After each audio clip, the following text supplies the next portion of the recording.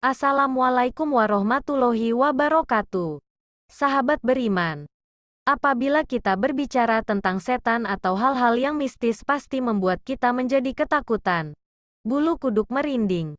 Banyak orang takut keluar malam gara-gara takut dengan setan dan makhluk halus lainnya.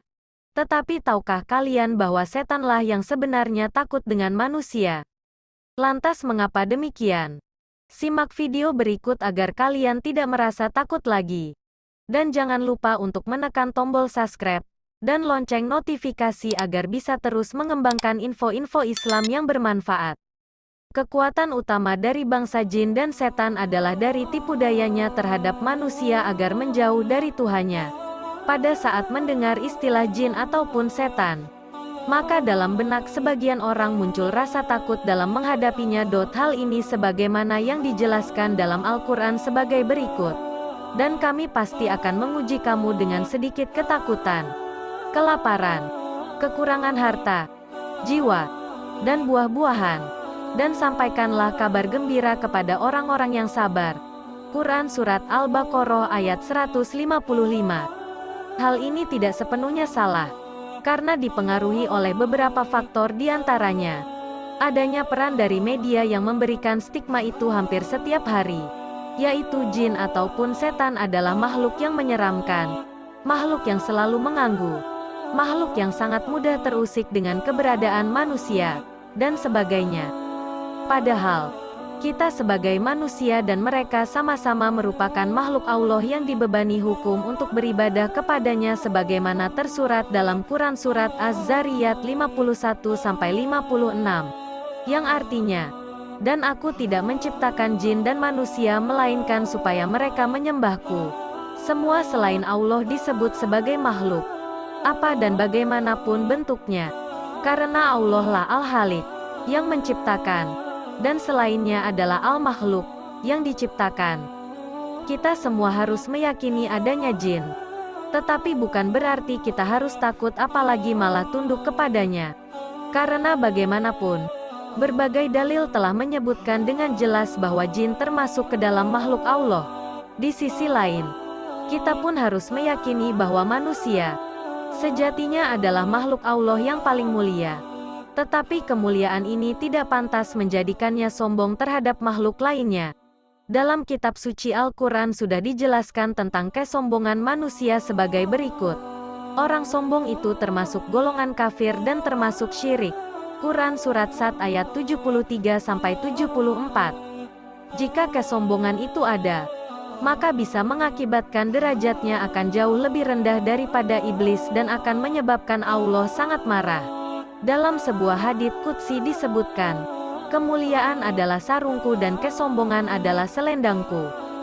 Siapa saja yang mencabut salah satu dari kedua pakaianku itu, maka pasti aku akan menyiksanya. Hadis riwayat Muslim. Maksud dari kata mencabut dalam hadits tersebut ialah merasa dirinya paling mulia atau berlagak sombong.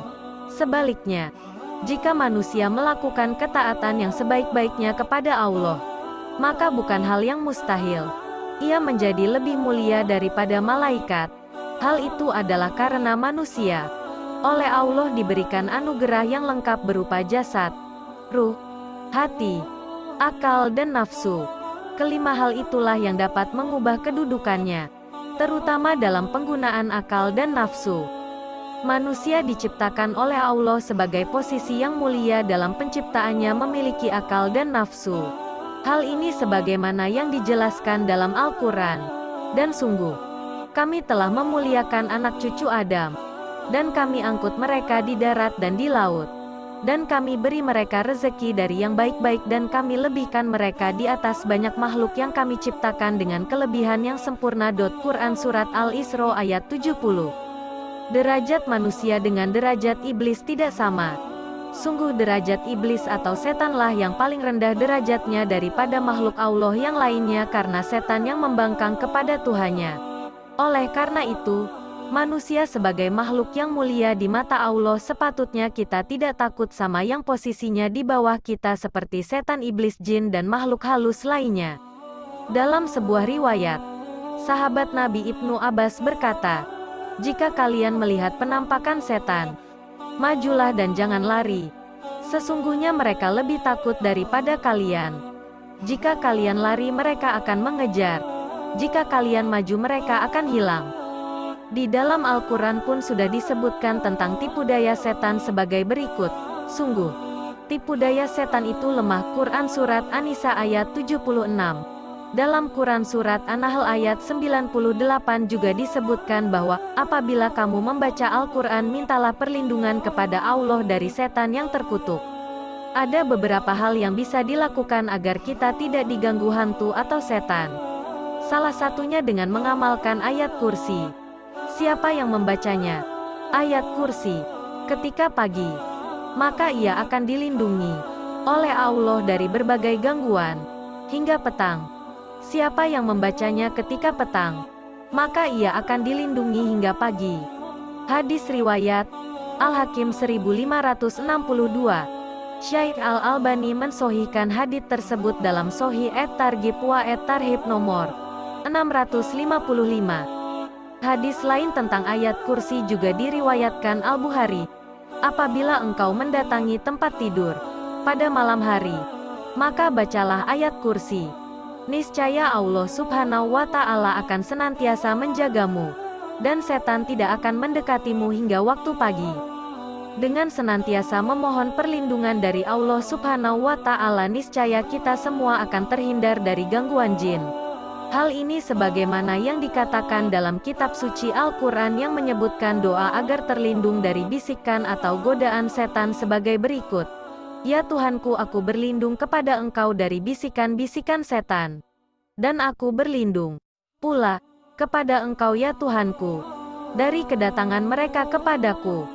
Quran Surat Al-Mukminun ayat 97-98. Dan satu lagi hal yang paling jitu untuk menangkal dan melawan setan adalah surat Al-Kahfi dan Al-Baqarah. Dalam suatu hadis Rasulullah mengabarkan, jangan jadikan rumah-rumah kalian sebagai kuburan. Sesungguhnya setan itu akan lari dari rumah yang dibacakan surat Al-Baqarah di dalamnya. Hadis riwayat Muslim nomor 780. Dalam hadis lain Rasulullah Shallallahu Alaihi Wasallam menjelaskan, sesungguhnya segala sesuatu punya puncak, dan puncak Al-Quran adalah surat Al-Baqarah. Dan sesungguhnya setan jika mendengar surat Al-Baqarah dibaca maka ia akan keluar dari rumah yang dibaca di dalamnya surat Al-Baqarah. Hadis riwayat Hakim, dinilai hasan oleh Syaikh Albani. Sementara dari Syaikh Ibnu Utsaimin rahimahullah menjelaskan sebab mengapa membaca surat Al-Baqarah dapat mengusir setan dari rumah. Setan akan lari dari rumah yang di dalamnya dibacakan surat Al-Baqarah. Maksudnya adalah, jika Anda membaca surat Al-Baqarah, maka setan akan lari keluar dari rumah Anda dan tidak akan mendekat. Sebabnya, karena dalam surat Al-Baqarah terdapat ayat kursi, nama-nama Allah serta terkandung ayat-ayat yang dapat mengusir setan dan membekas pada diri mereka. Maka dari itu kita harus berperang melawan segala godaan makhluk yang satu ini. Sebagai contoh, Nabi Muhammad bertempur melawan jin sewaktu dia sholat. Ubay bin Ka'ab dan Abu Hurairah menangkap dan menginterogasi jin pencuri.